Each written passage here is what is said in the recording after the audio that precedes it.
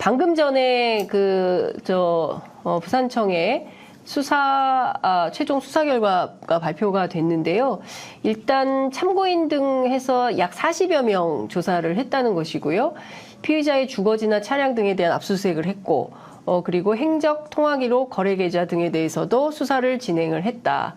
그리고 피의자는 살인미수 혐의로 검찰에 송치를 한 상태이고, 그리고 그 공범인지 여부가 확인은 안 되지만, 그 피해자의, 70대 남성은 살인미수 방조로 불구속 송치를 한 상태다라고 하고 있고요. 범행 동기와 관련해서는 이재명 대표의 재판이 자꾸 연기되는 것이 문제가 있다고 생각을 했고, 이재명 대표가 대통령이 되는 것을 막아야겠다. 그리고 총선에서 특정 세력에게 공천을 줘가지고 다수 의석을 확보하지 못하게 그렇게 할 결심으로 살해에 나섰다라는 거고요. 피해자의 경우에는 주관적인 정치적 신념이 극단적 범행으로 이어졌다고 분석한다는 게 이제 경찰 당국의 분석입니다. 지금 뭐 여러 가지 내용들이 속속 들어오고 있는데 일단 여기까지 좀 경찰의 수사 결과 발표는 어떻게 평가하십니까? 이번 경찰 수사는 저는 좀 실패한 수사다 이렇게 규정하고 싶은데요. 실패한 수사다. 예. 이제 수사는 그 공정하게 당연히 진행되어야 하지만 네. 공정하게 진행되었다라는 믿음을 또 주어야 됩니다. 네. 이게 굉장히 중요한 부분인데요. 그래서 이 공정하게 진행됐다라고 하는 그런 믿음을 주지 못하면 네. 그러면 그 수사의 실제 내용이 공정하고 안 공정하고 관계없이 네. 수사 결과를 신뢰할 수가 없습니다. 이번에 경찰이 초기부터 네. 그 사건을 자꾸 좀 별거 아닌 사건으로 이렇게 축소하려고 하는 네. 파장을 최소화하려고 하는 네. 이런 모습들이 보였어요. 네. 그리고 이런 이제 대형 사건이 생기고 나면 굉장히 많은 그 이제 추측 보도 네. 또 이런 뭐 근거 없는 억측들이 많이 나오기 마련이거든요. 네. 이것을 경찰이 수사 결과를 소상하게 수사 브리핑 함으로써 네. 이것을 최대한 해소시켜 줘야 됩니다. 예. 그런데 수사 결과 브리핑을 굉장히 소극적으로 했어요. 지금까지 총 3번밖에 안 했더라고요. 네. 예. 매일 해야 됩니다. 또는 매일 아침 저녁으로 2번씩 해야 됩니다. 예. 저도 과거에 예를 들자면 그 디도스 뭐 사건이라는 게 있었어요. 오래전에. 네. 그때 제가 경찰청 수사기획관 했는데 네. 그때 저는 하루에 1번 이상 브리핑을 했습니다. 그리고 심지어 2번 한 경우도 있었어요. 예. 국민적 알 권리 차원에서. 그렇죠. 예. 예. 그리고 여러 그 의혹들이 제기되기 때문에 예. 제기된 의혹들에 대해서 다 설명을 해줬어요. 네. 그래서 알 권리 차원 또는 이제 가짜 뉴스 확산 방지 네. 등을 위해서 그렇게 그 소상하게 수사 브리핑을 해줬거든요. 네. 그런데 이번에는 무슨 이유에서인지 수사 브리핑을 굉장히 소극적으로 했어요. 거의 안 하다시피 한 겁니다. 네. 예. 그러다 보니까 온갖 그 억측들이 난무했어요. 그렇죠. 특히 그 난무하는 억측들은 대부분 다 네. 이게 민주당에게 불리하거나 네. 또는 어쨌든 정치적인 편향성을 띄었거나 네. 이런 내용들이 경찰이 아니면 수사기관이 아니면은 알 수 없는 내용들 같은데 이런 것들이 비공식적으로 흘러나오는 거예요. 일종의 피의사실 공표. 네, 이거 비공식적으로 흘러나오고 네. 그것이 막 유포됩니다. 네. 그리고 단독범행 운운하는 것도 네. 단독범행인지 여부는 사실 굉장히 신중하게 판단해야거든요. 그리고 굉장히 광범위한 수사가 필요한 겁니다. 네. 이른바 배후 관계 이런 것은 규명하는데 그 상당한 시간이 소요되거든요. 예. 그 배우가 있다 한들 네. 그 범인이 배후에 누가 있다 이렇게 얘기하겠습니까? 네. 그 배후를 감추려고 하는 게 본능이기 때문에 대부분의 그 관계자들이 이 배후가 없는 것처럼 수사기관에 진술하고 또 그렇게 여러 가지 정황을 만들 수도 있거든요. 네. 그래서 그러한 진술과 정황에도 불구하고 배후 관계에 대해서 철저한 수사를 해서 결론을 내려야 되거든요. 네. 배후 관계를 수사하기에는 지금 시간이 아직 얼마 안 지났습니다. 네. 수사 시작한 지 얼마 안 됐거든요. 지금까지 이 테러범의 범행 동기와 배후 관계 이것이 수사 핵심이라고 볼 수 있는데 네. 이 범행 동기 부분도 지금 이렇게 이재명 대표의 재판 연기에 불만이 있다는 둥, 네. 뭐 대통령이 돼서는 안 된다라는 생각이 있었다는 둥, 네. 이것이 전부 이 좀 편향된 그 얘기들만 나오고 있거든요. 아니 그런다고 사람을 살해해도 됩니까? 이게 말이 안 되는 거 아닙니까? 그래서 지금 이 테러범이 당적의 보유 여부에 대해서 경찰이 공개하지 않기로 했다고 하는데 최종 신상 정보도 공개하지 않기로 하고. 범행 동기에 대해서 설명하면서 이 테러범의 당적 보유를 빼고 설명이 가능하지가 않죠. 당적 보유가 이 정치적인 성향에 따른 정치 테러 사건이잖아요. 네. 왜곡된 신념 또는 뭐 주관적인 어떤 어떤 정치적인 신념 이런 거에 따라서 범행이 이루어졌다라고 지금 경찰이 발표한 것 같은데 그것이 형성되기까지 또는 주변에 영향을 준 뭐 이런 요인들을 포함해서 광범위하게 수사가 이루어져야 그래 범행 동기에 대한 설명이 가능하거든요. 지금 이런 정도의 그 단편적인 내용들만 흘러나오면 역시 이제 경찰이 이 사건을 특정 방향으로 이렇게 몰아가려고 한다라고 하는 그런 비판을 받을 수 있을 겁니다. 그러니까요. 그래서 몹시 우려스럽고 예컨대 이 정당법상 뭐 그 당적 공개가 가능하지 않다 뭐 이렇게 하는데 사실 이것은 경찰이 굉장히 좀 소극적으로 또는 오해를 불러올 수도 있는 이런 태도여서 좀 부적절하다 봅니다. 이게 정당법에서 금지하고 있는 공개를 금지하고 있는 입법의 취지가 있단 말이죠. 그건 당원 명부를 수사하는 당원 명부에 대해서 수사기관에서 당원 명부는 그 개인의 어떤 정치적 성향에 대한 프라이버시란 말이죠.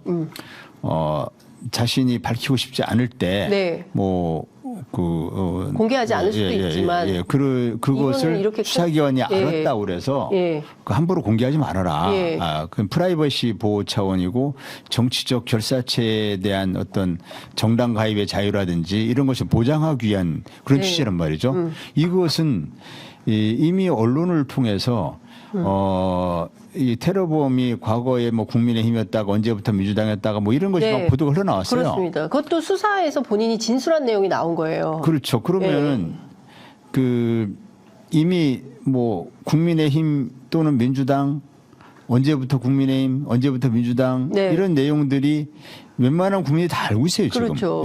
그리고 당적이 없거나 국민의힘이거나 민주당이거나 국민의힘이었다가 민주당이었거나 뭐 등등 이런 뭐 이렇게 복잡한 내용들이 아닙니다. 또 이 테러범이 자신의 범행 동기를 적극적으로 지금 진술을 하고 있거나 하고 있죠. 지금 그리고 변명문이라는 걸 통해서 자신의 범행 동기를 세상에 알리고 싶어 했단 말이죠. 따라서 자신의 당적 보유 여부에 대해서도 당사자가 당연히 동의할 걸로 봅니다. 공개 여부를. 그러면 그 정당법에서 금지하고 있는 공개를 금지하고 있는 입법 취지는 그거와는 다른 거거든요. 그 당사자들이 원하지 않는 그런 그 당적 보유 여부, 그 당원 명부에 관한 정보를 수사기관 함부로 공개하지 말라라는 취지이지 수사기관이 특정 범인의 그 범행 동기를 수사하는 과정에서 범행 동기에 꼭 필요한 구성 요소 중에 하나인 정치적 성향, 이 정치적 동기를 가진 범죄이기 때문에 정치적 성향을 짐작할 수 있는 당적 보유 여부, 정당 가입 여부 이런 이것을 그 정당법을 근거로 공개하지 않는 것은 정당법의 입법 취지를 잘못 해석한 것이다. 저는 이렇게 봅니다. 지금 최근에 언론 보도를 보면은 경찰이 이 문제를 뭐 검찰과 협의했다라는 그 보도가 있어요. 근데 만약에 이제 검찰과 협의했는지 안 했는지 모르겠지만 네. 검찰과 협의했다면 검찰이야 당연히 하지 말라고 했겠죠. 정치적 파장을 고려해서.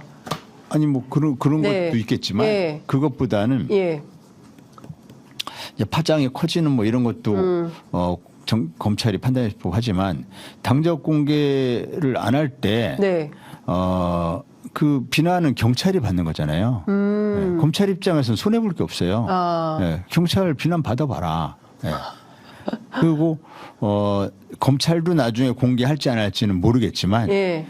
저는 검찰은 공개할 가능성도 있다고 봅니다. 네.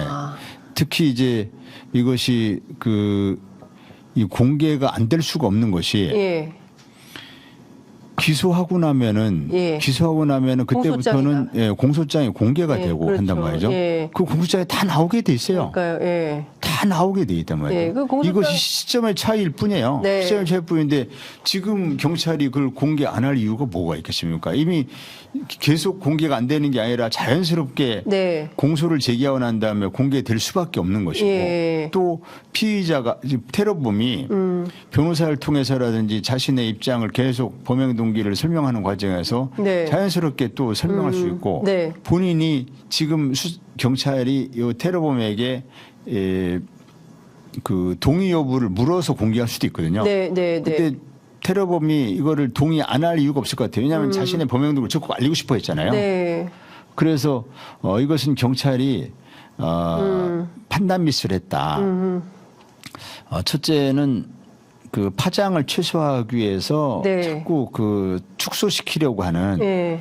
그런 어떤 방향. 네. 그것이 용산을 의식한 거 아니겠느냐. 용산을 의식해서 알아서 기는 방식으로 네. 자꾸 축소하려고 했다라고 하는 그런 의심이 들고요. 아니 대통령도 적극적으로 수사하라고 얘기했는데 용산을 의식할 필요가 있을까요? 적극적으로 수사하라는 것은 이제 레토릭에 불과하고 그리고 지금까지 이태원 참사라든지 해병대 최상병 사건 등이라든지 예. 이런 데서 대통령이 구체적으로 자신이 원하는 대통령은 특수부 검사 출신인데 네. 특수부 검사는 공안부 검사나 특수검사는 사건을 자신들이 짜놓은 프레임 가지고 거기에 꽤 맞추는데 네. 그것을 수사라고 생각하는 사람들이거든요. 네. 사건의 실체를 밝히는 게 수사라고 생각 안 하고 이 사건을 자신이 만들어 놓은 프레임에 꽤 맞추는 것을 그거를 진상을 철저히 밝히는 거라고 이렇게 규정하는 거기 때문에 그래서 대통령이 레토릭은 그렇게 구사하고 네. 실제 대통령의 참모들 그러니까 이런 비서관들 네. 관리에 관여할 수 있는 비서관들이 이에 대해서 모종의 어떤 가이드라인을 전달했을 수도 있다고 봅니다. 또는 그것이 전달하지 않았어도 알아서 끼는 방식으로 이렇게 했을 수 있고 중간에 이제 파견 나가 있는 경찰 등을 통해서 그런 메시지가 전달될 수도 있고 네. 그래서 여러 가능성이 있다. 그래서 네. 이것이 축소 지향적인 네. 수사가 됐다. 네. 이렇게 보고요. 예. 이 당적 보유 여부를 공개하지 않은 거 네. 이 부분은 경찰의 큰 패착이라고. 패착이다. 엄청난 패착입니다. 경찰의 엄청난 패착. 어차피 다 공개될 공소장 나오면 다 공개될 마당인데 얼마 안 지나면 그걸 다 공개될 굳이 겁니다. 얼마 안 남았는데 굳이 이거를 비공개를 할 이유가 없는데 경찰이 패착이다. 자꾸 사실은 경찰이 이제 뭘 자꾸 축소하려는 거 아니냐고 하는 그런 오히려 경찰에게 비난을 받게 되죠. 불리한 국민들에게 신뢰를 주는 수사의 신뢰를 줘야 되는데 이런 사건에 있어서 경찰이 좀 어디 균형 잡힌 어디 외압이 있든 없든 그런 거에 영향을 받지 않고 오로지 국민만 바라보고 공정한 수사를 한다. 국민들에게 신뢰 얻는 방향으로 이렇게 방향을 딱 잡고 중심 잡고 네. 이렇게 수사하는 모습 보여야 되는데 경찰이 좀 아쉽게 네. 제가 어제 경찰청에 국수본에 방문해서도 네. 당부를 했습니다. 정말 애정을 가지고 당부를 네, 했거든요. 네. 이 당적 부여는 공개해야 한다. 이게 특정 정당의 유불리 떠나서 네. 이것이 공개하는 것이 민주당 유리할지 불리할지 몰라요. 네. 그런 거와 관계없이 경찰 수사에 대한 신뢰 확보 차원 네. 또 무엇보다도 국민들의 알 권리 네. 또 계속되는 어떤 가짜 뉴스의 확산 네. 이런 것을 막기 위해서 경찰이 최대한 많은 내용을 국민들이 궁금해하는 최대한 많은 내용을 공개해야 한다. 네. 그런 것을 수사 결과 발표에 담아야 한다. 그렇지 않으면 경찰 수사 결과에 불신이 네. 끊이지 않을 것이다.